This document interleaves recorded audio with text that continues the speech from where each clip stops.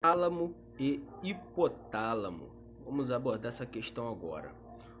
O tálamo, tá, uma glândulazinha, ele age como um centro de interpretações para certos impulsos sensitivos, como dor, temperatura e toque, assim como para certas emoções e para a memória. Então aí está descrita a importância do tálamo. Tá? O tálamo é uma glândulazinha que fica presente lá dentro da nossa caixa craniana, na base do cérebro também.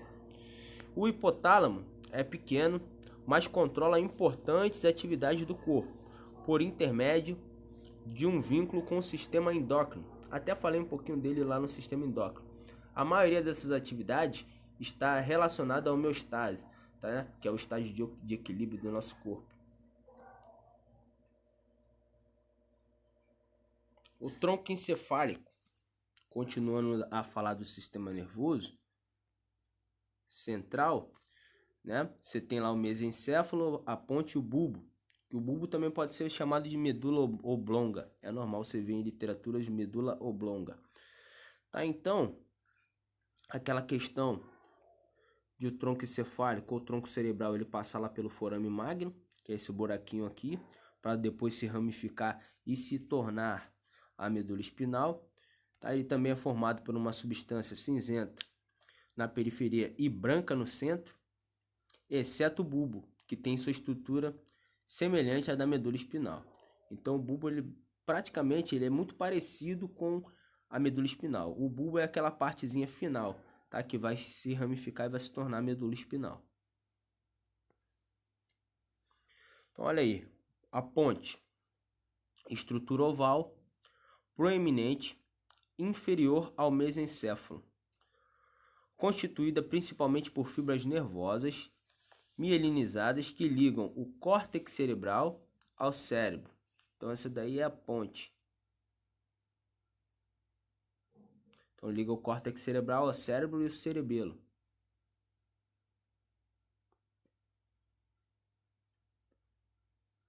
O bulbo, ó, porção final do tronco cerebral, localizada a nível de forame magno, implicando na manutenção das funções involuntárias relacionada com controle, reflexo da tosse, espirro, deglutição, vômito, respiração, pressão sanguínea e dos batimentos cardíacos.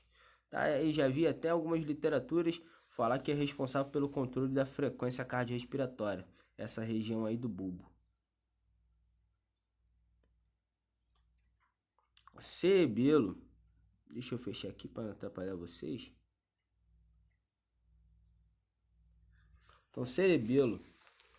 O cerebelo está primordialmente ligado às funções de manutenção do equilíbrio e da postura, coordenação motora, controle do tônus muscular, que é aquela firmeza do músculo, e controle dos movimentos voluntários que você faz, que você realiza por conta própria. Tá? Então, olha aí, o cerebelo é muito importante. O cerebelo é aquela partezinha do encéfalo que fica na região posterior, fica lá na próxima ao osso occipital, a parte de trás da região do crânio. Então, é ali que fica o cerebelo. Já vimos até na imagem anterior, né? Então, aí, ó. A primeira fase surgiu com o aparecimento dos vertebrados mais primitivos, tá? Isso é uma história, um fato, um dado histórico.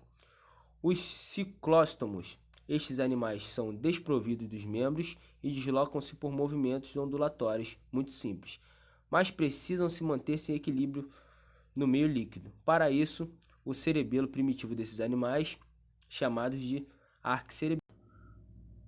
Então aqui podemos visualizar os 12 pares de nervos que fazem conexão com o encéfalo.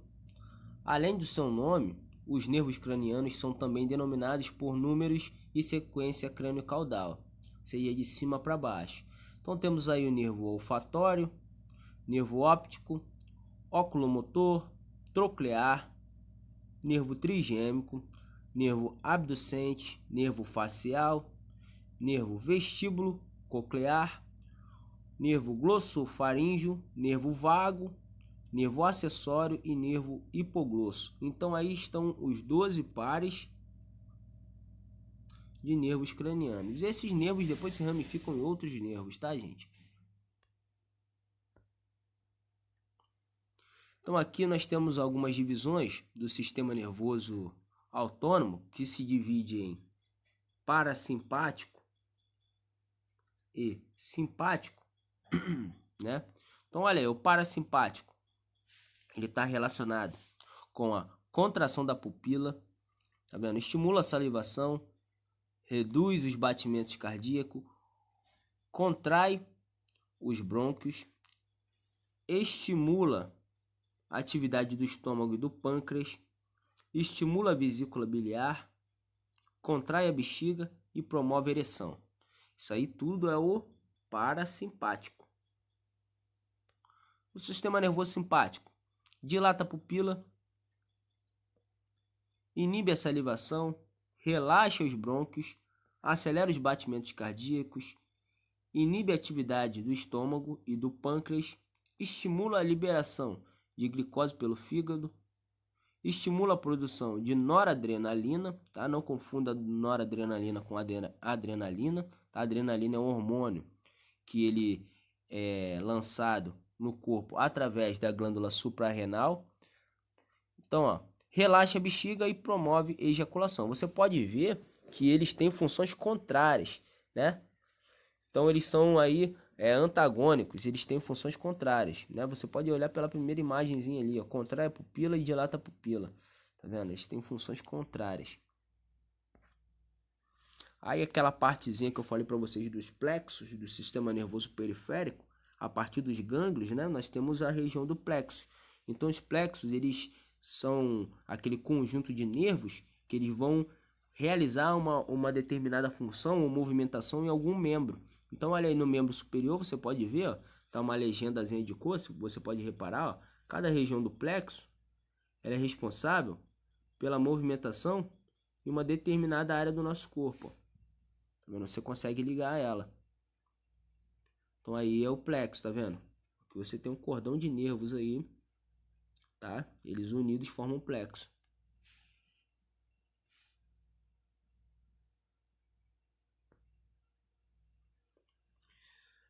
Os nervos cranianos. Voltando a falar dos nervos cranianos, o primeiro aí, o nervo olfatório, é puramente sensitivo e ligado à olfação. Como o nome indica, iniciando-se em terminações nervosas situadas na mucosa nasal. O segundo é o nervo óptico, também sensitivo.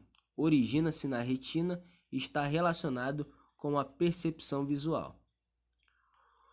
Os nervos oculomotor, troclear e abducente inervam músculos que movimentam o olho.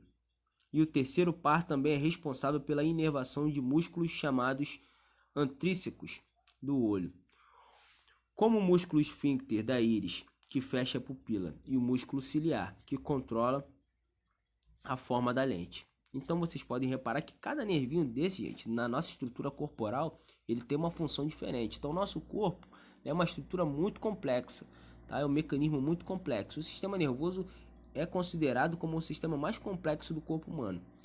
Então o outro elemento aí, o nervo trigêmeo, é predominantemente sensitivo e é responsável pela sensibilidade somática de quase toda a cabeça. Um pequeno contingente de fibras é motor, inervando a musculatura mastigadora. Isso é, os músculos que movimentam a mandíbula. Então, a responsabilidade dessa movimentação ela vem do nervo trigêmeo. Continuando a falar dos nervos cranianos, os nervos facial, glossofaríngeo e vago são altamente complexos no que se refere aos componentes funcionais e estão relacionados à sensibilidade gustativa e de vísceras, além de inervar glândulas, musculatura lisa e esquelética. O nervo vago é um dos nervos cranianos mais importantes, pois inerva todas as vísceras torácicas e a maioria das abdominais. Então grave esse nome, nervo vago. O nervo vestibulo-coclear é puramente sensitivo. constituído de duas porções, a porção coclear, que está relacionada com fenômenos da audição, e a porção vestibular com o equilíbrio. O nervo acessório inerva músculos esqueléticos, porém, parte de suas fibras unem-se ao vago e com ele é distribuída. O nervo hipoglosso inerva músculos que movimentam a língua e por isso é considerado nervo motor da língua. Terminamos a parte de nervos cranianos, vamos agora para a parte de nervos espinais. Tá? Então, na região espinal, possuímos 31 nervos. Tá? Esses nervos eles começam lá a partir do tronco encefálico, daquela partezinha que nós denominamos bulbo. A partir do forame magno, você já tem o início da medula espinal. E a partir da medula espinal, você tem a saída dos nervos. Então, aí ó, nós temos algumas porções de nervos, tá? Algumas regiões aí dividindo os nervos. E na região espinal temos 31 pares. Então, aí eles abandonam a coluna vertebral através de forames intravertebrais. A coluna pode ser dividida em porção cervical, torácica, lombar, sacral e coxígena. Da mesma maneira que conhecemos os nervos espinais. Então, aí, cervicais, torácicos, lombares, sacrais e coxígenas. Bem lembrar que a partir aí da segunda, terceira vértebra lombar, nós temos aí o início das chamadas terminações nervosas, que é a caldequina. Nós denominamos ela de caldequina. Tá? Então, olha aí, ó. Você tem, a partir da saída da medula, a ramificação dos nervos espinais.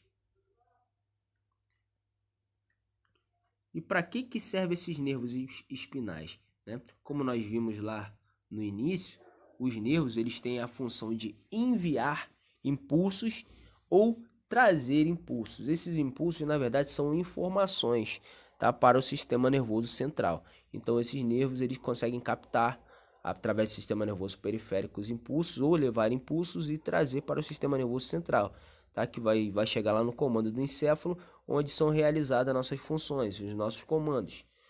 Entenderam? Então aí você tem essa união. Então, galera, hoje falamos sobre o sistema nervoso. Falei sobre a sua divisão e sobre as suas respectivas estruturas e sobre sua função principal também. Vimos que o sistema nervoso ele é dividido em duas partes, que é o sistema nervoso central, o SNC, e o sistema nervoso periférico, o SNP. O sistema nervoso central ele tem as estruturas encéfalo e medula espinal. O encéfalo, tá, ele tem algumas subdivisões, que são cérebro, cerebelo e tronco encefálico. O tronco encefálico também tem algumas subdivisões, que são mesencéfalo, ponte e bulbo, cujo esse bulbo vai dar origem à medula espinal a partir do forame magno, que é aquele buraquinho que nós vimos lá na imagem, né? E o SNP, o sistema nervoso periférico, ele é formado pelos nervos e pelos gânglios. Gânglios esses que vão dar origem ao plexo, né? Regiões do nosso corpo onde nós recebemos e enviamos informações a partir dos neurônios. Vimos como é que funcionam os impulsos nervosos, né? Vimos que o nosso corpo ele reage a informações a partir de partículas de natureza elétrica, né? Então vimos aí as sinapses nervosas, como é que funcionam a partir dos neurônios também. Bom, espero que vocês tenham conseguido compreender e gostado da aula. Aqui um forte abraço para vocês. Tamo junto nessa quarentena, junto, mas cada um na sua casa. Forte abraço para todo mundo. A segunda fase surgiu com os peixes, capazes de movimentos mais elaborados que os ciclostomos, porque possuem os bolsos de membros. As nadadeiras, o cerebelo que cumpre essas funções, paleocerebelo. Tá? Então aí tem uns dados históricos, né? Como é que foi a evolução aí do cerebelo, e ele foi criando essas funções aí no corpo. Então olha aí, ó. o danado cerebelo. Então a terceira fase surgiu com os mamíferos, que desenvolveram a capacidade de realizar com os seus membros movimentos sofisticados. Então, nosso movimento sofisticado, que nós temos o diferencial, são polegares opositores. Nós conseguimos fazer coisa com os polegares que nenhum outro ser vivo consegue fazer, né? Assimétricos e delicados, o que requer uma complexa coordenação nervosa. A parte do cerebelo que surgiu nessa fase com sua evolução é denominada neocerebelo, relacionada com o controle de movimentos finos, ou seja, movimentos com determinado detalhe.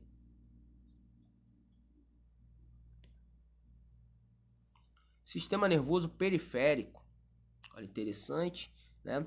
Fazem parte do sistema nervoso periférico as terminações nervosas, os gânglios e os nervos.